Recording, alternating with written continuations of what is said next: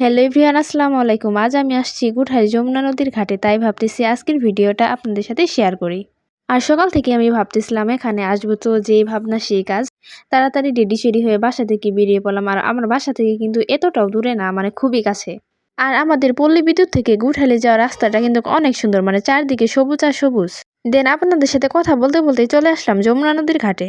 আর এসে তো আমি পুরাই অবাক, কারণ নদীর পানি শুকায় গেছে। তারপরে আমার কাছে অনেক বেশি ভালো লাগতেছিল। তারপর এখানে কিছুক্ষণ ঘোরাঘুরি করার পর এখন যাইতেছি পাইলিং ঘাটে। আর এই পাইলিং ঘাটটায় গুঠাইল মানুষদের রক্ষা করতেছে। এখানে কিছুক্ষণ থাকার পর আমি আবারও যাইতেছি নিচে। এখানে একটা জিনিস আমার সবচেয়ে বেশি ভালো লাগছে, কারণ এখানে অনেকগুলা কাক কিভাবে উঠতেছে আপনারা দেখতেই পারছেন। আর এই নদীর ধারে কিন্তু সুন্দর একটা টঙ্গো ছিল, এখানে আমি কিছুক্ষণ সময় কাটাইলাম। আর আমি যেখানে বসে আছি তার সামনে কিন্তু একটা নৌকা আছে। তারপর আমি তাড়াতাড়ি করে নৌকাতে উঠে বললাম।